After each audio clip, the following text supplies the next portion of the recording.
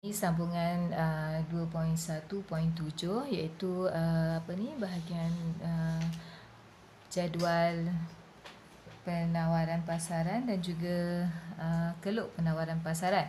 So hari ini cikgu akan berkongsi bagaimana kita nak membuat pembentukan keluk penawaran pasaran ataupun bagaimana keluk penawaran pasaran itu terbentuk. Okey, pertama ini adalah diberikan jadual.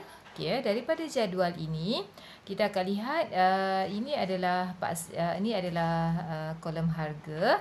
Okey, kemudian kuantiti yang dalam kiraan unit. Okey, ini adalah firma A. Kalau yang macam ni firma A, okey ya. Ini adalah penawaran firma B. Okey, iaitu tengok harga 2. Okey, firma B 4, harga RM4. Firma B tawarkan 6 unit. So bagaimana kita nak dapatkan pasaran? So ingat baliklah kita punya subtopik yang sebelum ni, iaitu pasaran ini adalah menjumlahkan. Dan sekarang ni pasaran apa? Penawaran pasaran. So dia menjumlahkan ke semua penawaran yang dilakukan oleh firma yang ada dalam pasaran. Okay, so sekarang ni kita katakan ada 2 sahaja firma. Contoh ya, ada 2 firma dalam pasaran. So nak dapatkan pasaran, penawaran pasaran, kita tambahkanlah jumlah yang ditawarkan. Okay, so pada harga RM2, jumlah pasaran adalah 6. Bagaimana dapat 6? Iaitu firma A 2 dan firma B 4 unit ditambah menjadi 6. Dan pada harga RM4, jumlah pasaran ataupun penawaran pasaran adalah 9. Bagaimana dapat 9? Iaitu 3 unit yang ditawarkan firma A tambah dengan 6 unit yang ditawarkan oleh firma B. Okey, sekarang kita akan terus kepada bagaimana kita nak membentuk keluk. Okey, keluk senang sahaja ya. Kena tahu kalau keluk, ingatlah kita contoh sikit. Keluk macam ni. Ada paksi menegak, paksi mendata. Ni paksi harga, ni paksi kuan. Titik origin jangan lupa. Okey, jadi cikgu akan tunjukkan bagaimana keluk itu dibentuk. Okey ya. Kita buat paksi menegak. Okey, untuk paksi harga ya. Okey, kemudian mendata. Right.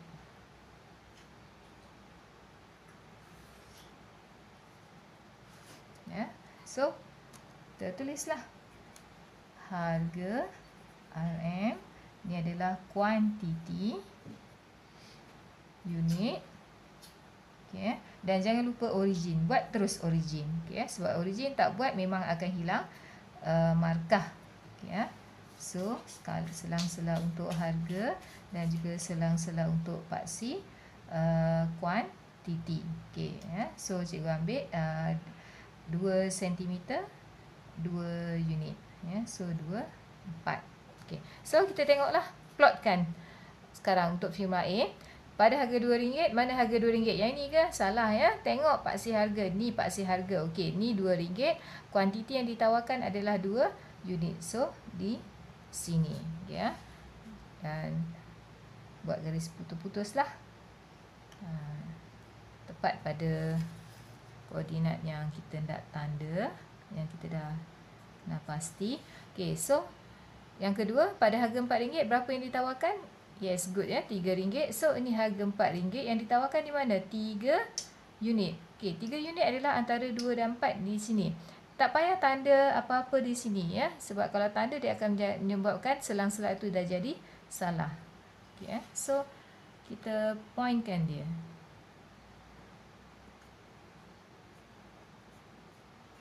Garisan putus-putus lah. Okey. Okay, dah siap. Kita buat apa? Okay, sambungkan titik-titik tersebut. So kita sambungkanlah titik-titik tersebut.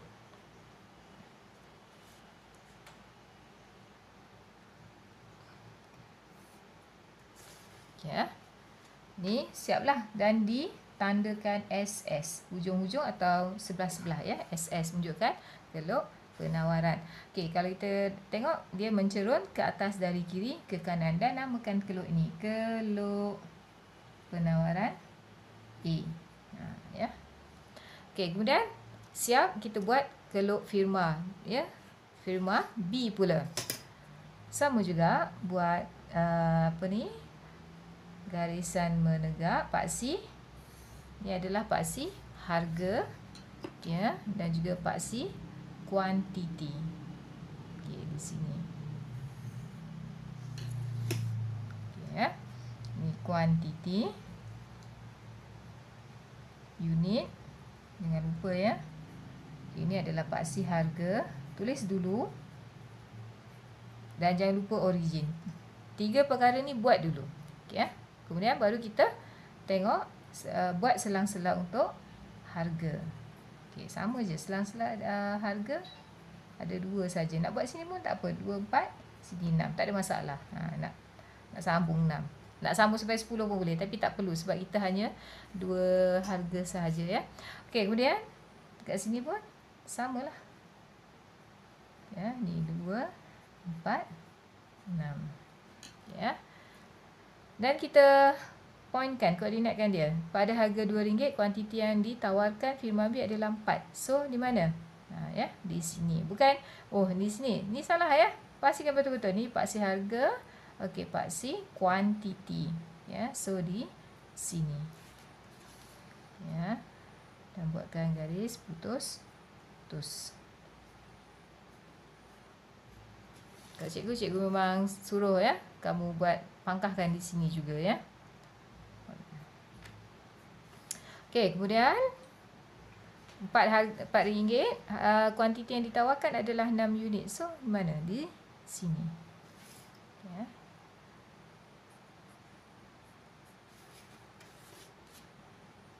Okey.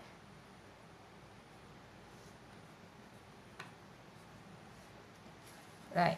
So, buat apa lagi? Bagus ya. Kita cantumkan titik-titik yang ada.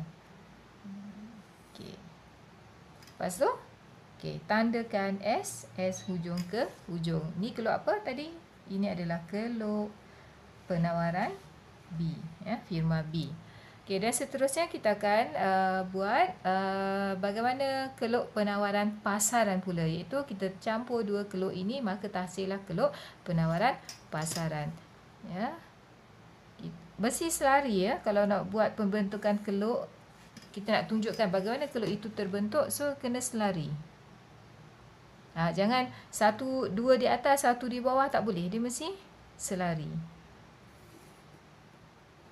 Ya. So ini paksi macam biasa, harga RM, dan ini adalah paksi kuantiti. Kuantiti unit. Ya. Dan origin jangan lupa terus tanda. Ya, selang-selang.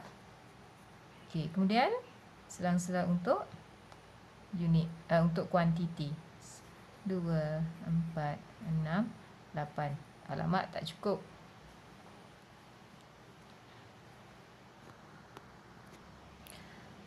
Tadi tak cukup kan? Okey. Jadi kita perbaikilah kita punya keluk tadi.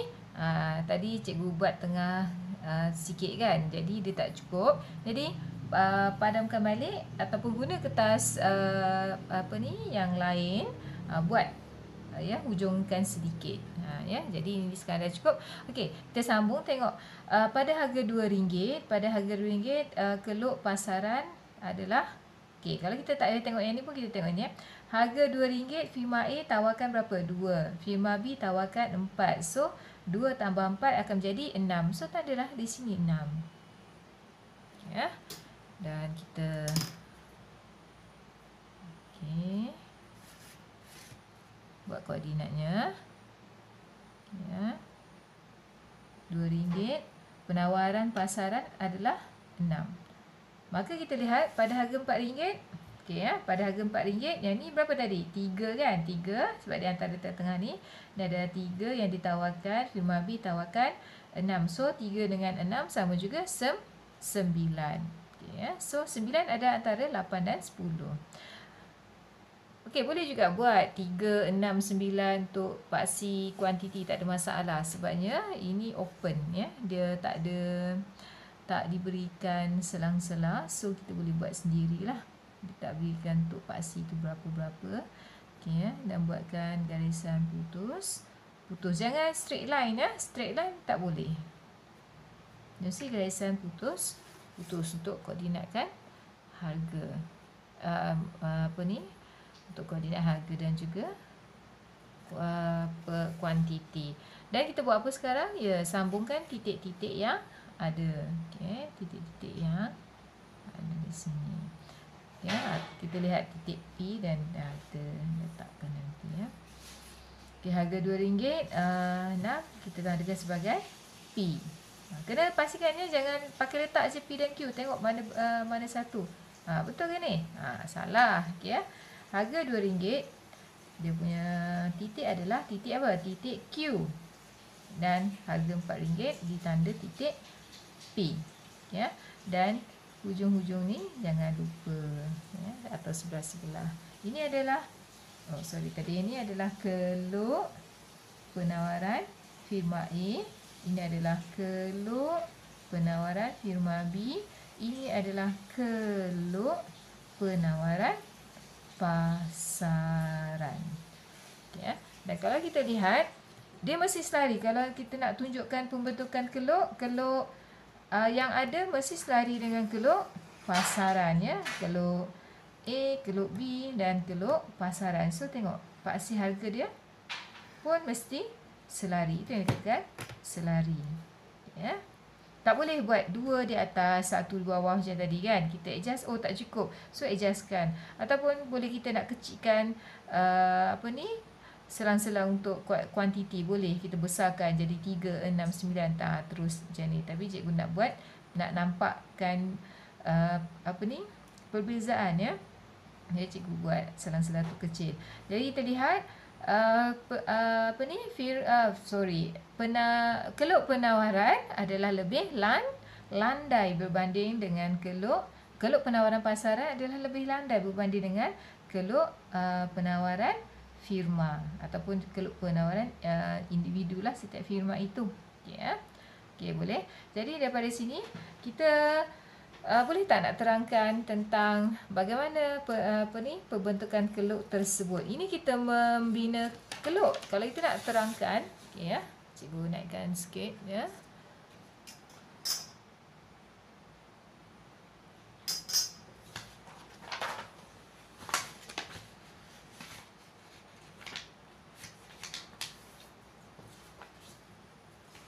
Okey, kejap cikgu akan kongsi tentang penerangan keluk. Penerangan keluk, jika soalan dia minta terangkan keluk yang dibentuk atau yang dibina tersebut, mudah saja. So apa yang kita buat, kita ceritakan balik.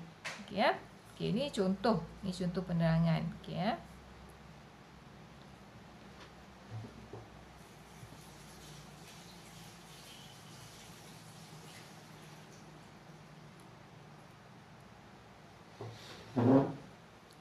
Okey, yang pertama, keluk penawaran pasaran.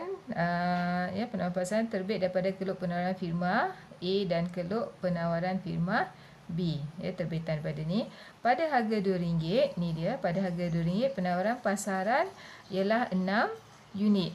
Kita menceritakan tentang keluk penawaran pasaran yang kita buat ni ya, yang ditunjukkan pada titik Q.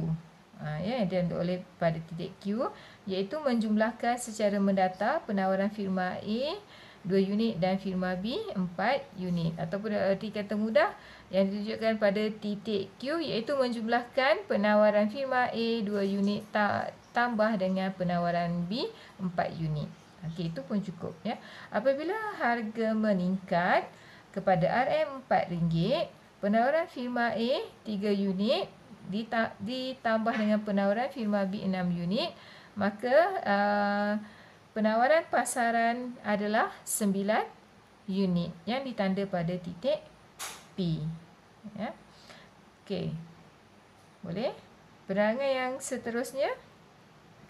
Keluk penawaran terbentuk dengan menyambungkan keluk penawaran pasaran terbentuk dengan menyambungkan titik kombinasi P dan Q. Kita sambungkan tadi. Kan? Okey. Lepas kita dah buat dan keluk ini ditanda S. Boleh tambahlah. Ya, menyambungkan titik ni dan kita tambah ya. Dan keluk ditanda SS. Okey. Keluk penawaran mencerut. Okey, kemudian kita terangkan yang penerangan seterusnya adalah tentang ciri. Ya. Ciri dan hukum. Okey. Ciri keluk, ya, keluk penawaran mencerun ke atas dari kiri ke kanan. Kerana ini menunjukkan hubungan apa? Hubungan langsung ataupun positif. Sebab kita lihat sini harga naik, ya, kuantiti yang ditawarkan juga akan meningkat daripada 6 menjadi 9. Okey. Antara yang ditawar seperti yang dinyatakan dalam hukum penawaran. Kita kena terangkanlah apabila harga menunjukkan hubungan langsung, tambah sikit lagi ya, iaitu apabila harga meningkat, kuantiti yang ditawarkan juga akan meningkat atau sebaliknya, ya. Keluk penawaran pasaran lebih landai dari keluk penawaran firma A dan B. Okey, itu sahaja tentang pembentukan keluk penawaran dan juga bagaimana kita menerangkan pembentukan keluk penawaran pasaran. Harap semua boleh ya. Okey.